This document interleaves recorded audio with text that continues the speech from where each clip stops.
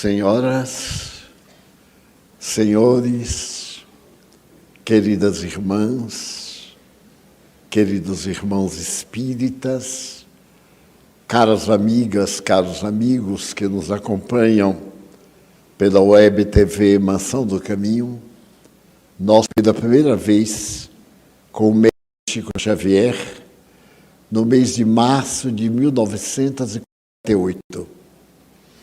A partir daquele dia, uma terça-feira inesquecível em Belo Horizonte, estabelecemos vínculos de amizade, de trabalho e de estudos doutrinários. Passamos a manter uma correspondência muito viva. E em 1949, no meu período de férias, visitando novamente Belo Horizonte, eu me propus ir a Pedro Leopoldo, a cidade que ele morava, a 44 quilômetros da capital mineira. E ele me convidou para ser seu hóspede. Apesar de ter ele uma vida muito regrada e cuidadosa, trabalhar 2 expedientes no Ministério da Agricultura, que tinha uma sede nessa cidade, ele reservou para mim essa bênção da convivência com ele, a hora do almoço, à noite, depois das reuniões, e nossos laços estreitaram-se muito mais. Para dar uma dimensão da mediunidade de Chico Xavier, eu vou relatar um fato que já contei no passado, mas cujas reflexões novas iremos fazer à noite de hoje. Naquela oportunidade, levantamos, como de hábito, muito cedo, porque ele deveria estar no trabalho às 8 horas, e saímos pelo fundo, porque os quintais estavam sem muro. E do outro lado, na outra rua, morava uma sua irmã, de nome Luísa, que era uma verdadeira benfeitora dele. Era praticamente a sua mãe, porque era a irmã mais velha. Ele tinha com ela, seu marido e os filhos, um carinho muito especial. E como ele ia passar amanhã no trabalho, na fazenda, ele foi me levar para ficar na casa de Luísa até o meio-dia, quando ele voltasse. Chamou minha atenção que no momento em que ele trancava a porta do fundo, determinado comportamento que me pareceu muito estranho. Ele se deteve alguns segundos, balbuciou umas palavras que eu não ouvi, mas percebi a gesticulação, e no lugar da chave, ele colocou a mão, demoradamente, como se estivesse bloqueando. E logo após, ele se afastou e, chegando ao pequeno jardim, no qual havia várias roseiras, ele era amante das rosas, especialmente uma rosa muito rara, chamada Príncipe Negro, porque é uma rosa de coloração negra. E então eu fiquei surpreso, porque ele pegou uma rosa pela haste, mas não tirou, e falou com ela. Eu, então, muito jovem, eu estava com 22 anos, inexperiente, logo me precipitei no julgamento. Eu disse, meu Deus, ele é espírita, é médium, e como dizem os médiuns, tem um parafuso meio solto, ele também deve ter uma disfunção qualquer.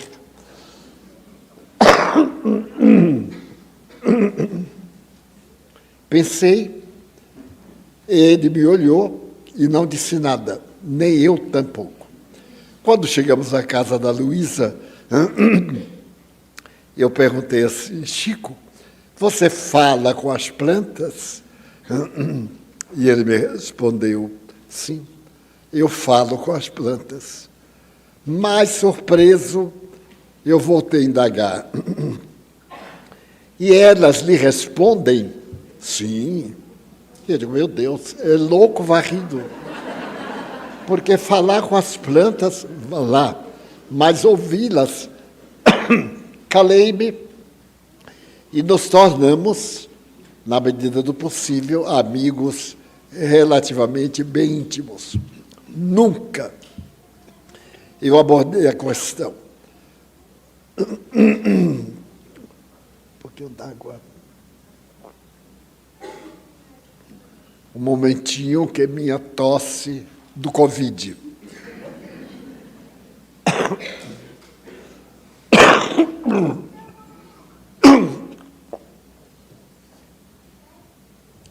Muito obrigado, boa samaritana.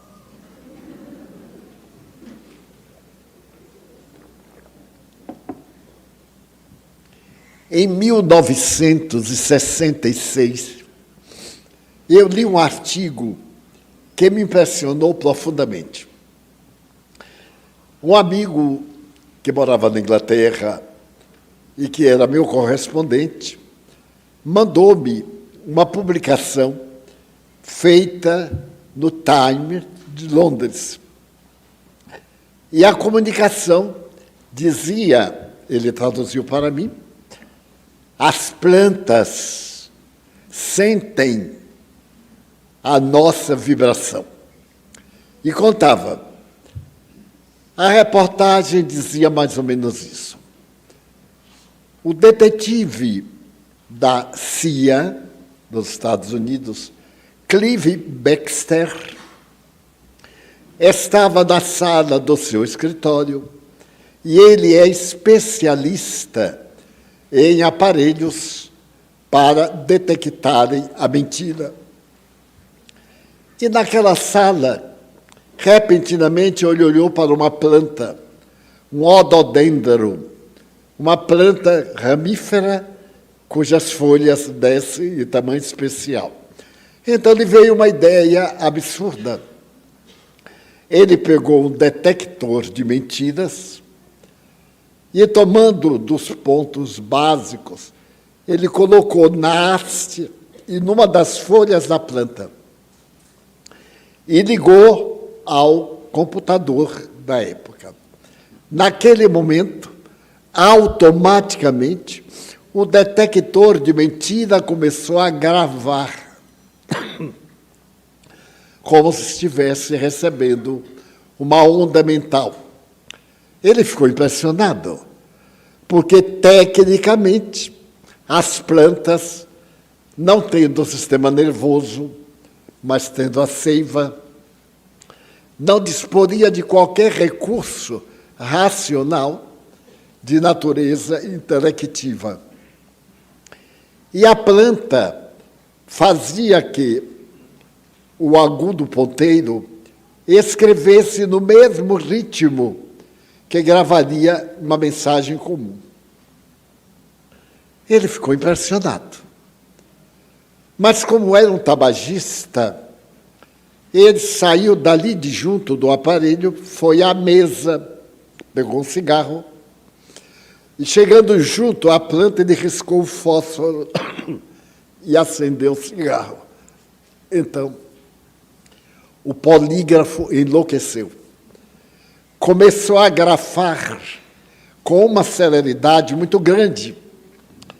E ele teve um choque. Apagou o cigarro. E o polígrafo acalmou. E então ele teve a ideia de que a planta sentiu perigo, o perigo do incêndio. Esse fenômeno muito comum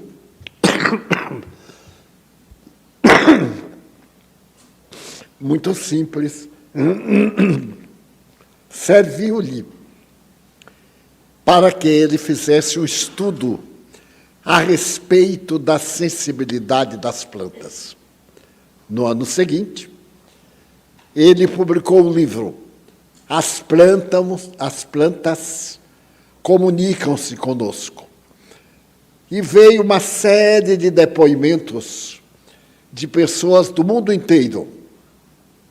Primeiro depoimento: as plantas colocadas dentro de casas de pessoas calmas, generosas, são muito mais fortes e belas do que aquelas que são colocadas em casas de pessoas irritadiças, briguentas, de caráter mesquinho.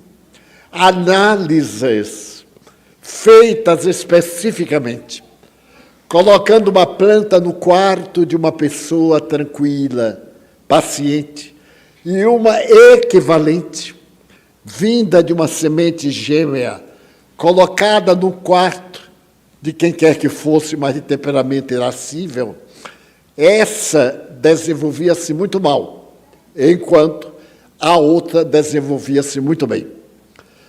Então se criou na época, em 67, a ideia de que as plantas não somente têm sensibilidade, mas teriam raciocínio. Não se sabe em que área da seiva estaria a peculiaridade do raciocínio. Quando eu li, eu me entusiasmei muito e escrevi para ele se ele não poderia comprar o livro em Londres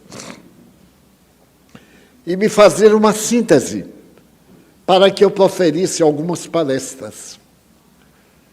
E nesse ínterim, as experiências na área da parapsicologia, era o período da parapsicologia, chegaram quase a um absurdo.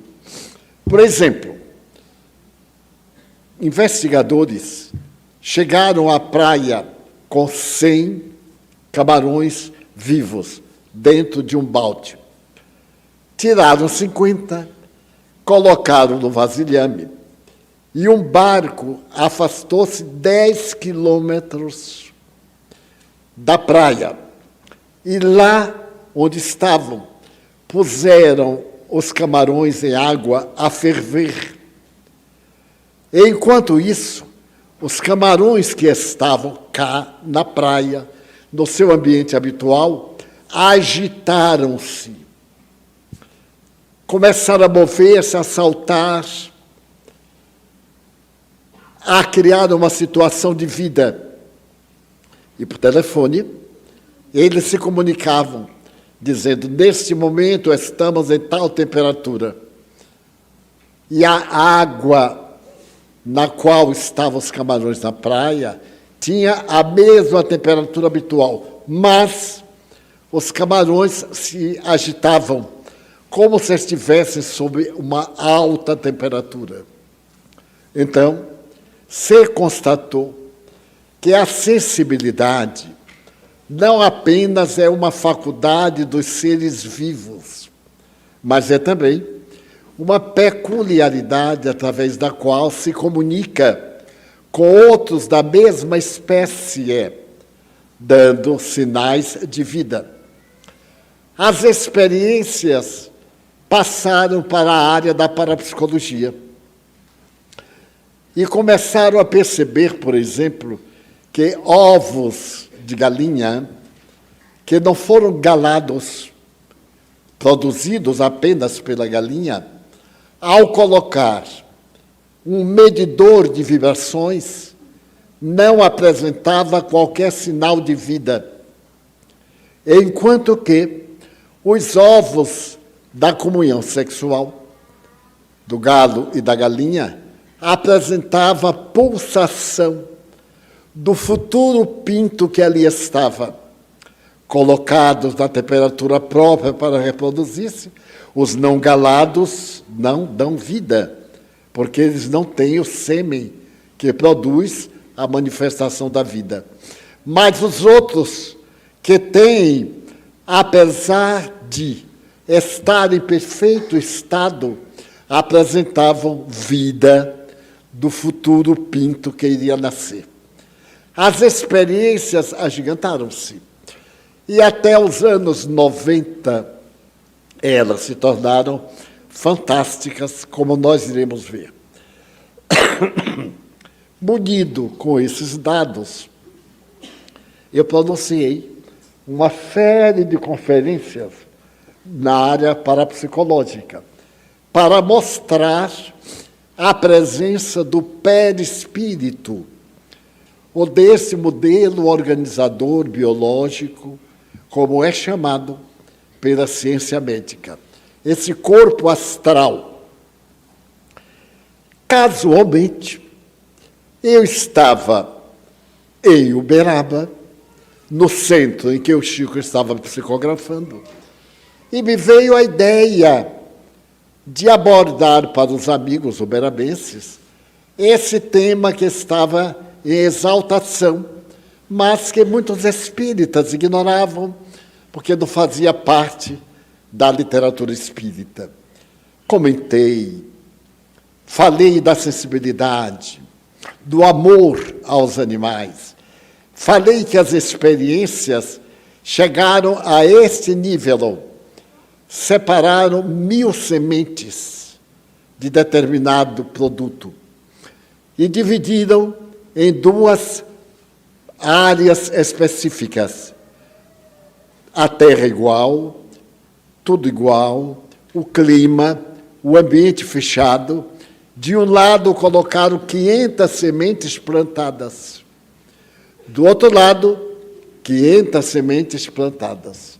Somente que, neste lado esquerdo, as pessoas diariamente oravam. E no lado direito, não se dava importância. No lado esquerdo, todas 500 sementes germinaram e deram plantas saudáveis. No outro lado, apenas 384 germinaram. 116 perderam-se. E eles ficaram sem entender. As sementes eram iguais, da mesma leira, foram colocadas no mesmo ambiente. Como explicar? Será que a oração tem o poder de fazer que germinem as plantas? Tem o poder de restituir os tecidos vegetais? E então o salto quântico. Se é assim, em um ser de sensibilidade débil, que frutos não dará na sensibilidade humana? Foram além, resolveram pegar outras 1000 sementes, classificá-las e irrigar as do lado direito com a água tirada da torneira e as do lado esquerdo com água magnetizada, a água que tomou passe, a água de oração, conforme nós fazemos aqui em todo lugar. Resultado, as 500 sementes não somente deram abundantes vegetais, como flores e frutos, sem perder uma. As outras oscilaram entre 380 a 410. As outras morreram e, com o passar do tempo, não chegaram a enflorescer nem a dar frutos. Então, uma psiquiatra de São Francisco, na Califórnia, a doutora Rachel, estabeleceu que a mente, portadora de uma energia, quando direcionada em qualquer sentido, recebe uma resposta.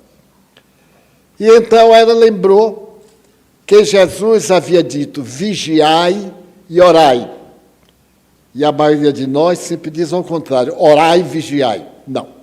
Vigiai e orai. Isto é, primeiro preste atenção.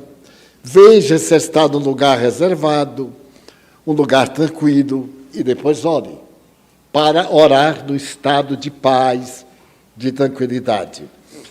E como a doutora Rachel é portadora de uma enfermidade, graças à imunologia do seu organismo, no intestino, ela passou a substituir a medicação convencional pela água que recebia oração. No Japão, O cientista médico Dr. Yokamoto, diante dessas experiências, examinou a água, colocou um vaso com água e na vitrola a 9ª Sinfonia de Beethoven. Depois, retirou a água e foi examinar no microscópio. A água formava desenhos geométricos de uma harmonia incomparável. Eu tenho as fotografias, o livro publicado. Depois fizeram o mesmo com a água do pântano. Pegaram a água do pântano e levaram ao microscópio. A desagregação das moléculas era de uma forma impressionante. Aquela água que foi magnetizada, enquanto se orava, apresentava fascículos de luz das suas moléculas. Então, o Dr. Yokamoto publicou uma série de obras provando que tudo recebe vibração de tudo que pertence ao mesmo todo. Equivale dizer que a ideia unicista do universo, o universo é um todo, não são partículas, um todo, e que essas partículas constitutivas do todo são unidades independentes que se aglutinam para a harmonia do todos. Em linguagem bem simples, nós somos a unidade sob a visão de Deus. E deveremos fazer da nossa mente um repositório de um dínamo, mas que gere energias positivas, saudáveis, tanto para a saúde como para cada ou qualquer propósito de nossa vida. Mas eu terminei a palestra, e eram mais ou menos 2h da manhã,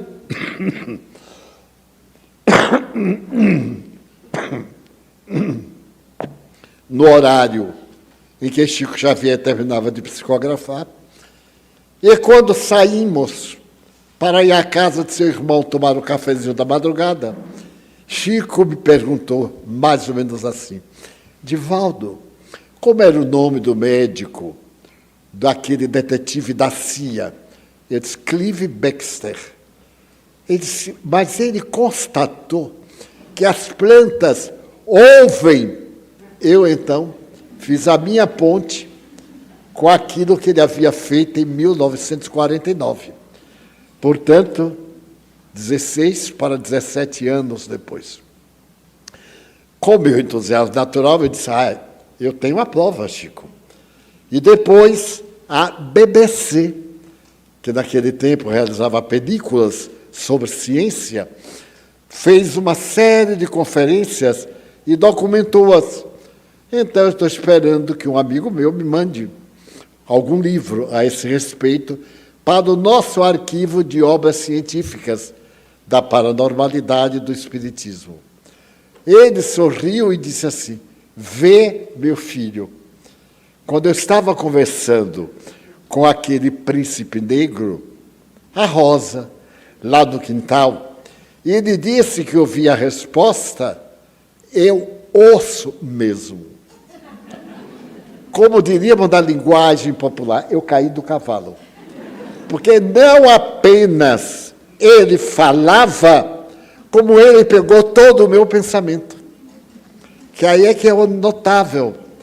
Porque eu não tive de uma exclamação, não tive de um gesto de surpresa, simplesmente eu tive pena de um coitado. Tão bom, e é maluco, falando com as plantas. Mas nesse ínterim, numa cidade russa, chamada Alma-Ata, 2 cientistas, Semyon Davidovich Kirlian e sua mulher, ficaram surpresos com uma série de fotografias. Eles eram especialistas em radioterapia e se dedicavam ao trabalho do câncer, utilizando das terapêuticas vigentes na época, radioterapia, cirurgia. Ainda não havia, como hoje, os valiosíssimos recursos da terapia salvadora do câncer. E então, certo dia, eles estavam fotografando uma folha de uma planta qualquer, mas a folha tinha um defeito na parte terminal, como se tivesse sido cortada na ponta. Mas na fotografia, a folha saía inteira. A primeira parte, com as características da folha, e a parte que terminava na folha, porém, em espaços, não tinha substância. Eles acharam aquilo uma coisa peculiar. Pegaram e foram fotografar folhas. E descobriram a kirliangrafia. Porque saíram das folhas para os corpos humanos, e a fim de aplicarem nos portadores de câncer, exatamente naqueles pós-cirúrgicos que haviam perdido membros. Alguém que perdeu uma perna.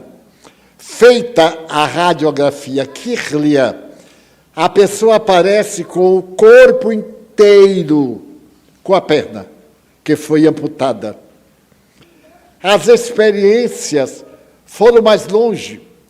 Começaram a fazer através do raio-x.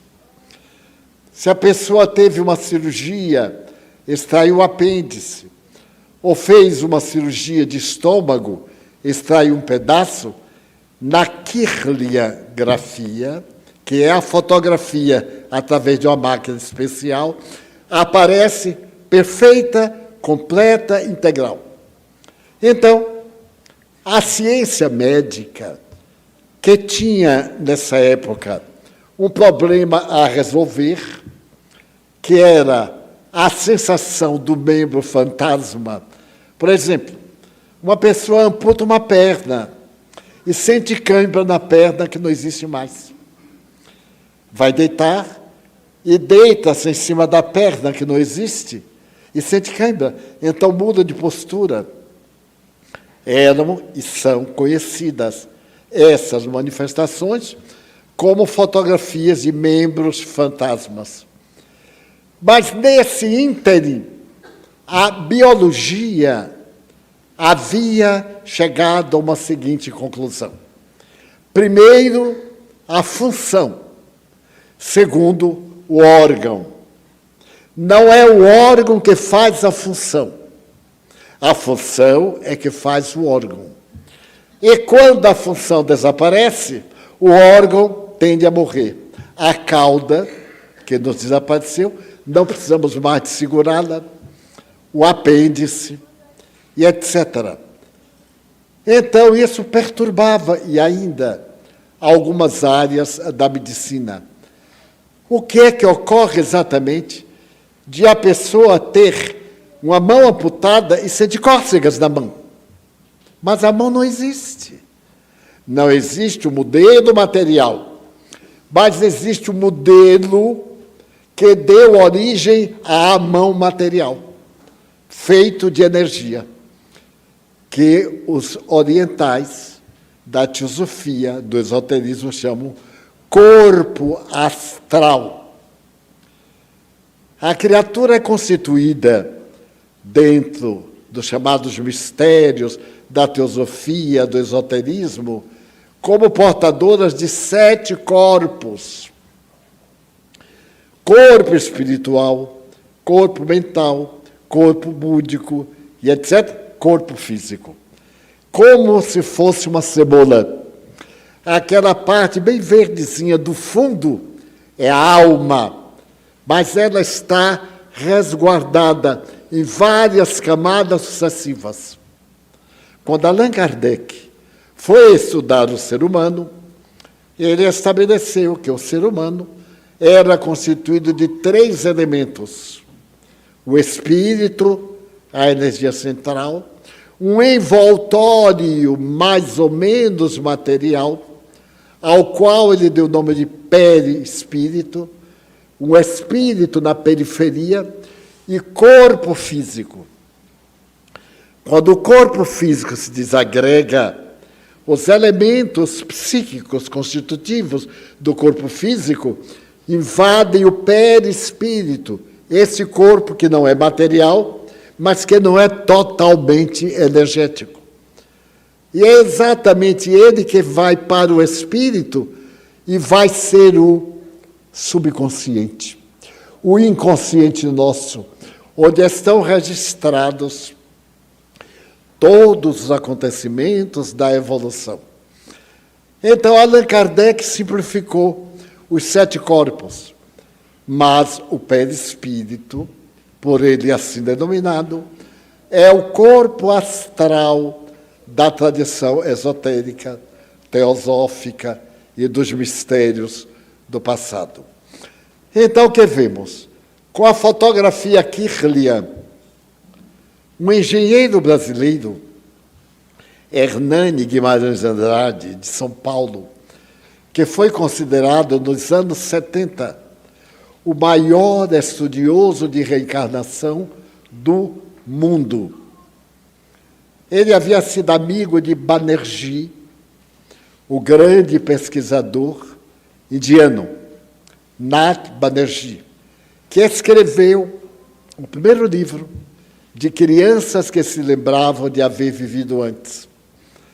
Mas também, nessa oportunidade, foi publicado nos Estados Unidos, na Universidade da Virgínia, um livro que abalou a ciência psiquiátrica. 20 casos que sugerem a reencarnação. 20 crianças que se lembravam de que haviam vivido antes, mas se lembravam com detalhes. E naquela Índia, como no Brasil, tem um caso no Brasil, no Rio Grande do Sul, falavam e escreviam os dialetos, conheciam as pessoas. A revista Reformador, da Federação Espírita Brasileira, publicou um dos casos mais discutidos de todos os tempos. A história de uma jovem da Índia, da cidade de Mathura. Quando ela completou 3 anos, ela disse à mãe: "Você não é minha mãe. A minha mãe mora em Shangri-Puan", que era uma aldeia que ninguém sabia onde estava. E ela descreveu de tal forma a aldeia, 3 anos, que a família foi procurar. Não era uma fantasia infantil. A linguagem, os costumes, os hábitos alimentares dentro da religião daquele lugar. Bom, descobriram que havia aldeia. E ela deu o nome que tinha naquela encarnação. E como morreu, ela estava com um grupo de mocinhas, aos 12 anos, e foram brincar numa pequena cachoeira do rio. Então, ao subir numa pedra, ela escorregou e bateu a cabeça na pedra, tendo um problema encefálico, e desencarnou. Mas ela estava comprometida para o casamento, porque a partir dos 12 anos na Índia se realizam os casamentos. E então ela lembrava muito do namorado e passou a ficar triste, melancólica, a chorar. E a família incomodada, porque quando me diziam qualquer coisa, vocês não são nada meus, eu não sei vocês quem são. A minha família mora lá. Resolveram procurar o Dr. Ramendra Nath Banerjee, que era psicólogo.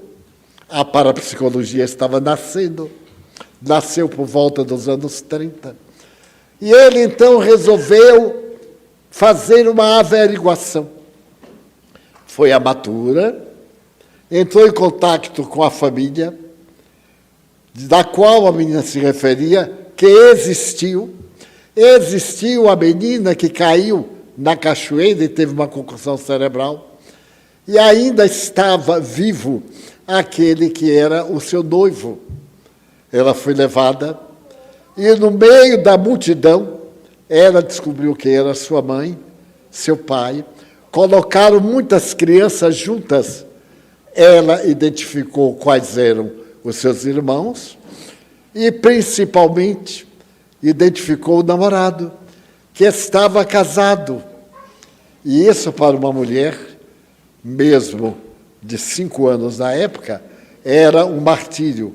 O ciúme, é o caso das viúvas, né, que sofrem muito a presença da sua antagonista.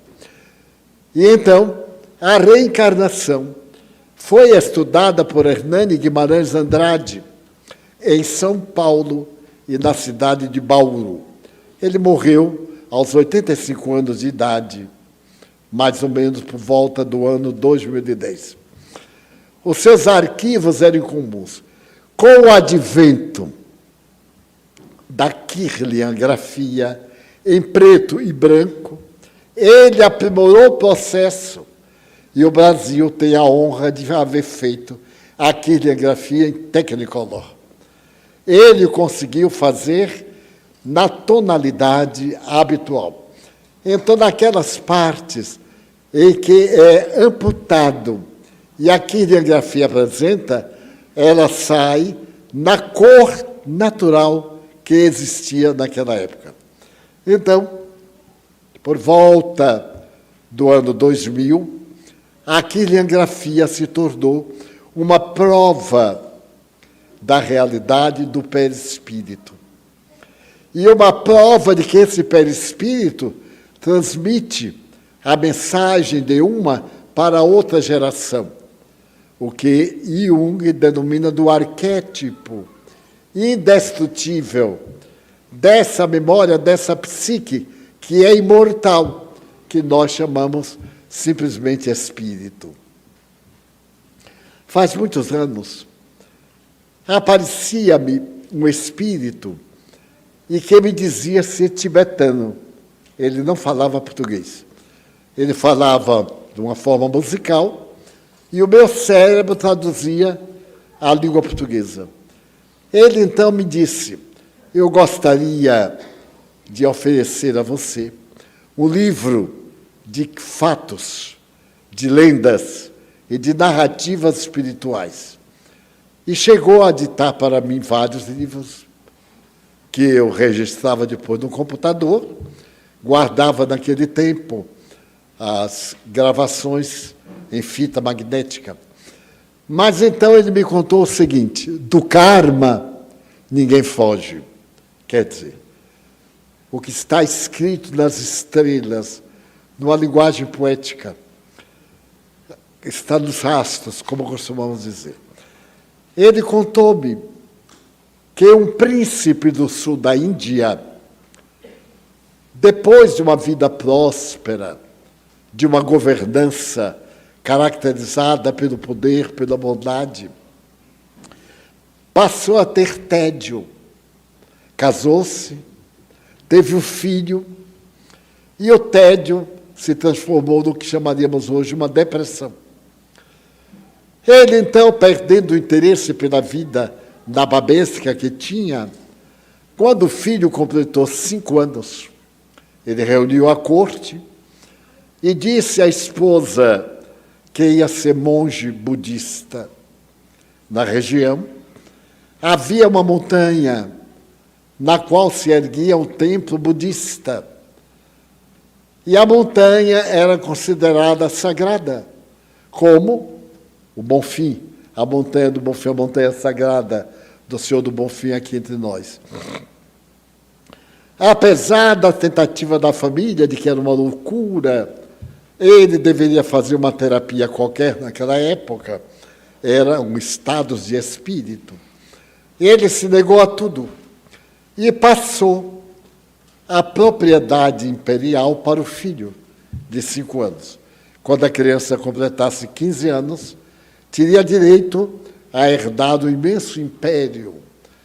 E era, desde já, o verdadeiro imperador, sob regência da sua mãe, a viúva do monge que foi para a Montanha Sagrada. Na data marcada, toda a corte veio até o local da montanha, que ficava a uma distância regular. Ali se fez uma série de oferendas aos deuses, rituais E ele partiu. Para chegar à montanha, era fácil, mas para chegar ao mosteiro, que ficava na selva ainda primitiva, era possível somente através de guias especializados. E nisso estava o grande mistério do monastério ser preservado. Vieram os embaixadores do monastério, receberam-no, despiram-no, vestiram-no com um manto amarelo, cortaram o cabelo e levaram-no. A vida continuou normal. E o filho, de 5 anos, perguntava: e papai? Toda criança tem um papai. O meu papai. E dizia: seu pai foi para o mosteiro, para o Monte da Felicidade, e não vai voltar mais nunca. Ele diz: mas ele não é meu pai, ele tem a responsabilidade sobre mim. Ele me dá um império para governar, mas eu não sei governar. Necessito, sim, de minha mãe, que é a regente, mas eu não sei governar. E à medida que o tempo passava, ele voltava à mesma cena. E papai? Falavam-lhe que papai agora era um monge, havia mudado de nome. E como havia um segredo, nunca sairia qualquer informação do monastério que pudesse identificar civilmente aquele imperador. Quando o menino completou 15 anos e deveria ser consagrado como imperador, ele disse: eu tenho que ver papai. Eu não aceitarei a coroa, sabendo que meu pai está vivo, só que ele é desconhecido. Depois de muitas demarches, conseguiu-se levá-lo até a montanha e dizer que ele teria que ir a sós. Se fosse devorado pelos lobos, pelos animais selvagens ou qualquer coisa, o problema seria exclusivamente dele. Ele aqueceu com uma boa batalhotagem, ele se adentrou pela floresta, a família voltou, e ao retornar, a regente continuou com saudade imensa do seu filho, que estava com essa ideia louca de descobrir o pai. E ele adentrou-se pela floresta, passou uma temporada, perdeu-se, desmaiou, e ao despertar um dia, ele estava no monastério. Um monge que fazia a guarda em volta do monastério encontrou desfalecido e o levou, cuidou dele, fez que recuperasse as energias. E quando, mais ou menos um mês depois, ele estava totalmente recuperado, ele contou a razão por que tinha vindo. Narrou a sua história. E o monge ouviu com serenidade e profundo respeito. E ele disse: agora que eu estou aqui, que praticamente faço parte, embora não seja iniciado, eu gostaria de saber aonde está meu pai. O monge então lhe disse que era uma pena, porque enquanto ele esteve naquele período de convalescença longa, o seu pai, o monge, havia morrido.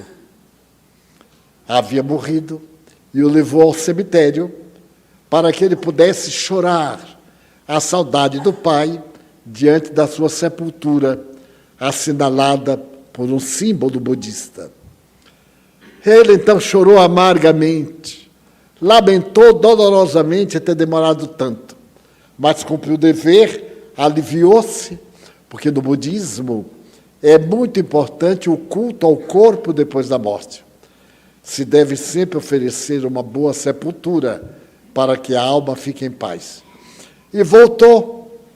Mas quando ele chegou ao reino, nesse ínterim, lavrou uma pandemia.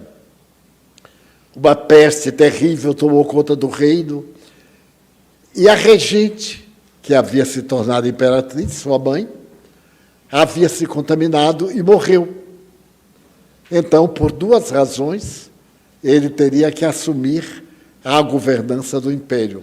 Primeiro, por ser o legítimo imperador, o descendente, e depois, porque a atual imperatriz havia morrido. E ele ficou muito melancólico. Aquele poder, a glória, a fortuna, não significavam nada para ele. Então, ele resolveu abandonar tudo e partir para o mosteiro, para ser monge também. A corte entrou em contato com o diretor espiritual do monge, do monastério, e ele partiu. Partiu e foi recebido por aquele mesmo monge que o encontrou desfalecido na floresta. Somente que esse monge era, em verdade, o seu pai, o seu genitor. Aquele que o genitor apresentou como sendo ele, era uma forma para apagar a memória. E então, por mais peripécia que o seu pai havia feito, o karma era educar o filho.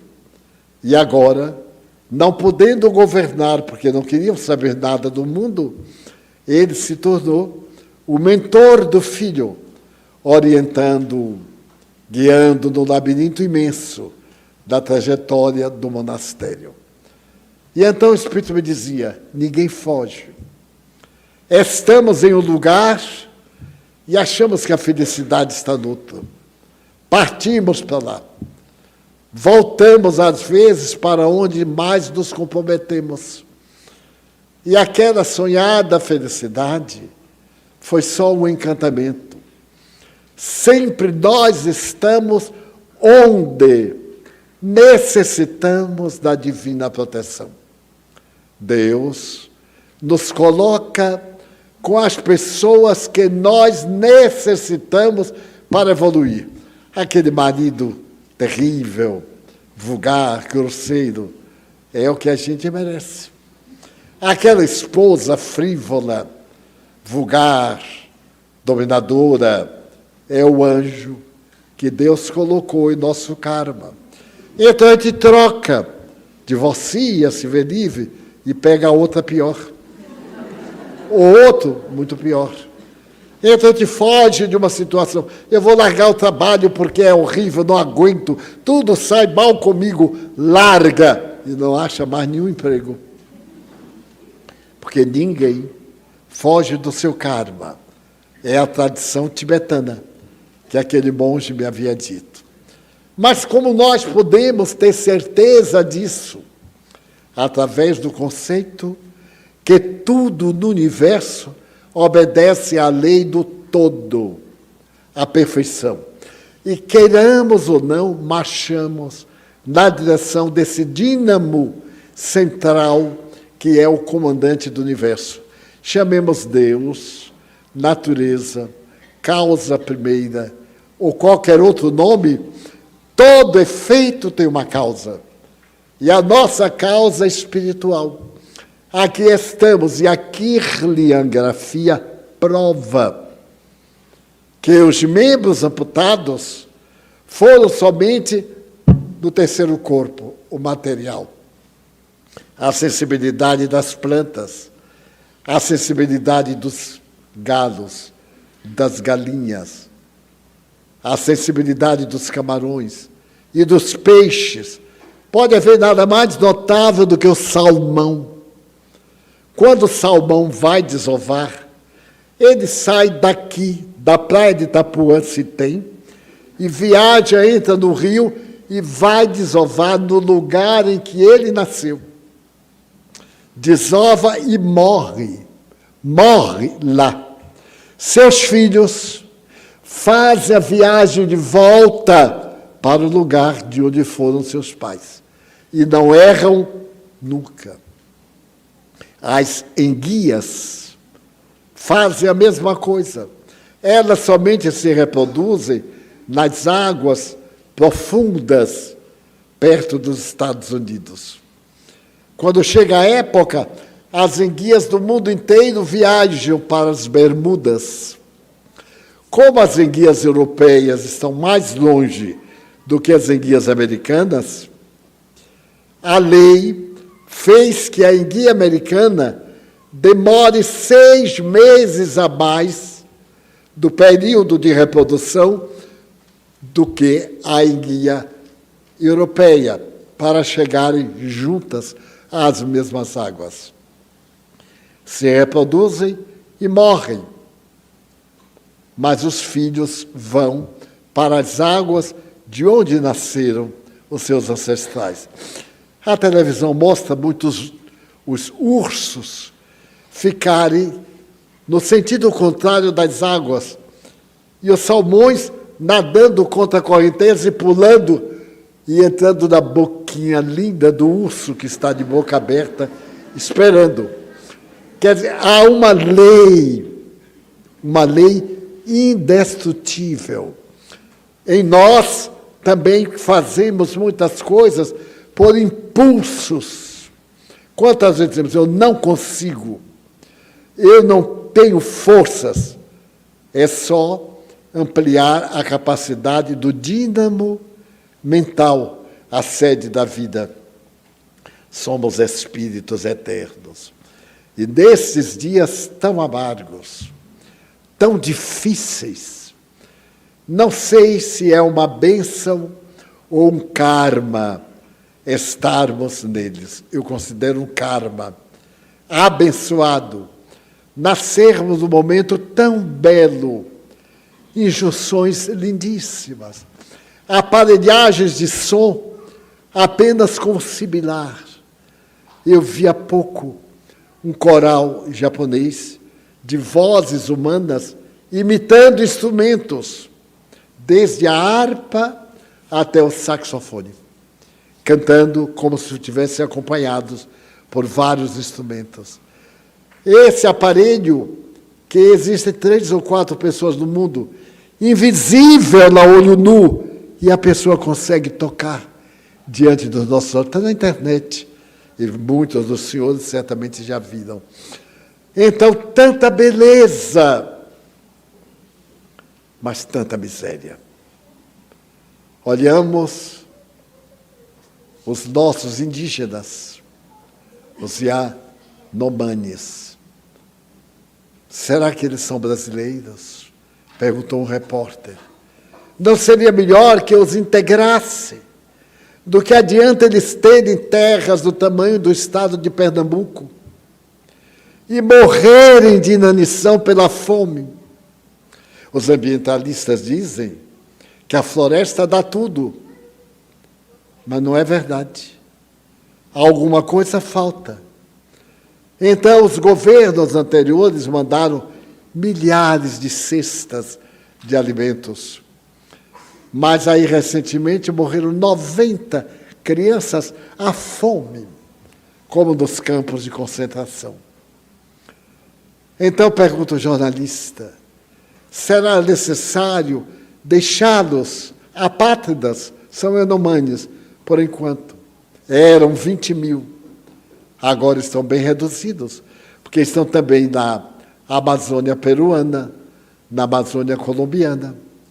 Estão sendo dizimados ante a indiferença do mundo. Vemos a ética moral. Nossos filhos meterem o dedo e dizer assim, vou fazer o que eu quero e você não interfere. E os pais, para que ele não suicide, para que não tenha trauma, já não se educa. Não se educa de forma nenhuma. E, no entanto, nós temos uma lei na vida que se chama a lei da conservação, que foi inspirada a Ivan Pavlov, que um dia resolveu oferecer comida a seu cão e tocar uma campainha. Toda vez que ele tocava a campainha, o cão começava a ter água na boca e vinha comer. Daí, ele passou a tocar apenas a campainha e o animal a dar a sensação sem ver o alimento. E nasce esse maravilhoso instinto demonstrado, está dentro de nós como um grande oceano de vida. Então, estamos vivendo uma hora tão amarga, tão cheia de sucessos, de desencantos e de belezas. Nunca tivemos tanta comodidade, tanto desafio, tanta maravilha. A gente não tem tempo de desfrutar as belezas. Com o telefone, nós temos material para 10 dias cada dia e não acabamos. A televisão está aí com 500, 600 canais de tudo que se possa imaginar. A comunicação é de uma forma que o próximo passo da telefonia é sentir o cheiro do outro quando estiver telefonando. Aí nós vamos ver quem gosta de tomar banho e quem não gosta. Quando ligar o telefone, ai meu Deus, é fulano, já senti. E nada obstante, quantas dores. Como é que a gente pode ter depressão? Tanta beleza, depressão, por ausência de afeto, por solidão, por ingratidão, por traição, por desconfiança, por desequilíbrio interno, ansiedade. Quando nós fomos ansiosos? E outras doenças que fazem o cardápio da nossa atualidade. Eu já me referi e repito, autismo. Até há pouco tempo eu sabia quase nada de autismo. Ninguém falava em autismo. Qualquer pessoa aqui de mais de 50 anos, me diga se no seu tempo ouviu falar autismo. Era esquizofrenia infantil. Mas desde o momento em que se descobriu a auréola do autismo e se separaram os sintomas, nós estamos alarmados com o número de crianças autistas em nossas escolas. Em nossa escola, e ela funciona já há quase 75 anos, nunca tivemos um caso de autismo. Hoje, em cada 30 crianças, uma é autista, sendo que algumas são violentíssimas. Estou com um amigo crucificado. Casou-se, teve uma filhinha, e a menina passou ao espectro autista. Então ela morde os pais, arrebenta tudo. 3 aninhos, 4 aninhos. E o casal me escreve desgastado. Vive o casal exclusivamente para tomar conta dela. O pai abandonou o emprego. A mãe é professora na universidade local, sustenta a casa, e ele fica em casa para detê-la. Nenhuma escola aceita. Ela tem que ficar dopada, completamente dopada. E então ele me pergunta assim, o que teria feito eu e minha mulher para recebermos este presente de Deus? E temos outros cujos filhos são uns anjos, saúde, beleza física, sabedoria, bem-estar, uma vida rica de bênçãos, karmas. O que fazer? Orar. Primeiro, vigiar. Selecionar as nossas amizades, nossos relacionamentos, nossas atividades. E depois, orar. E confiar nesta frase, isto também passa, porque tudo passa. E fruirmos da felicidade de estarmos resgatando nesse colosso humano em que a maioria está comprometendo-se. Daí, aquela visão de 1949, da casa do Chico, o príncipe negro, todo mundo que cuida hoje de animais, nossos irmãos, Eu sou do tempo que bicho era bicho. Que animal, quanto mais batia, melhor. Que era educado da pancada. Daí os animais domésticos e os ainda selvajados. Hoje, como estão os animais? Eu tenho inveja hoje dos cachorros, dos gatos, dos calangos, das cobras, né? Que são beijados. Ninguém nunca me beijou. E aí o povo beija cachorro, e beija porco, e tem o porquinho, o porcão, o porcudo, tudo. É um período maravilhoso. Dorme com seu gato, de preferência, na cabeça, com o maior carinho do gatinho na cabeça. Que é época de bênçãos. Tornemos esse período um pouco melhor. Não deixemos que o mal nos perturbe. Ajudemo-nos reciprocamente. Façamos do nosso próximo o coração amigo e afetuoso que não abandona nunca, que tem paciência nas horas ruins. Porque nós precisamos do afeto, do amor, do amigo, é na hora má. Na hora boa, ele adorna. E como últimas palavras, e a educação dos filhos, uma dupla de educação. Amor e disciplina. Disciplina. Vou contar o fato final, que me narrou um amigo. Era um menino encantador, mas era órfão, e a mãe tinha um carinho especial. Um dia ele veio da rua e trouxe um carretel de linha. Olha, mamãe, que eu trouxe para você. E deu-lhe de presente. Ela ficou encantada, beijou o filho. No outro dia, ele voltou da rua e trouxe um lenço muito bonito. E ela ficou contente e agradeceu. E assim foi indo, tornou-se adulto. E se transformou num bandido, no ladrão. No país em que ele morava, havia pena de morte para determinados furtos. E o furto que ele fez era muito grave. Então ele foi condenado à morte. Todo condenado à morte tem direito a uma solicitação.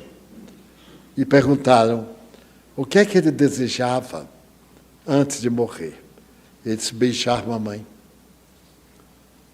No dia da morte, com tudo organizado, a mãe veio chorosa, desesperada. E ele então disse assim: tenho que a beijar. Porque você, mamãe, é que é responsável por ser ladrão. Porque você nunca perguntou onde é que eu achei aquelas coisas todas que lhe dei. Só podiam ser roubadas. Eu não tinha dinheiro. Eu era uma criança. Eu não sabia o que era certo nem errado, e você nunca me disse nada. Ele dava e você sorria. Nunca você me explicou os direitos dos outros. Então, vou morrer. Mas como eu ainda tenho 2 irmãos, diga para eles, não aceite nada sem que eles não sejam orientados. E ao beijá-la, arrancou um pedaço do nariz e causou impacto. Mas, guardadas as proporções, ele tinha a tendência, mas ela não orientou. Quanta coisa nossos filhos chegam em casa. Olha, mamãe, que eu ganhei. De quem? Eu ainda me lembro de minha mãe.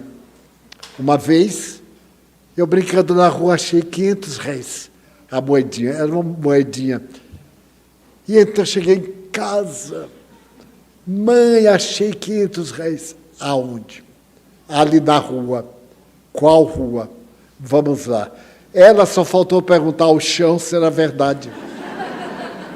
E toda vez que eu aparecer qualquer coisa, foi da rua, daí nasce em nós um escrúpulo. Porque a criança não sabe o que é roubar, furtar. Nós é que sabemos. Então, ame a seus filhos, mas eduque. Ele vai ter complexo, é melhor que ele tenha do que você. Se ele não tiver conflito, você vai ter. Porque quando um vir toxicômano, chegou em casa, está na idade, foi uma cervejinha. Da cervejinha ele vai para a cervejona. E da cervejona vai para as drogas químicas, que com a segunda dose afeta o cérebro para nunca mais. Então, peçamos a Jesus, agora, na etapa final, na hora do nosso passe, que nos socorra, que tenha misericórdia de nós e abramos nossa mente, nossos ouvidos, vigiar e orar. Vamos orar. Pedimos aos médiuns para que tomem os seus lugares.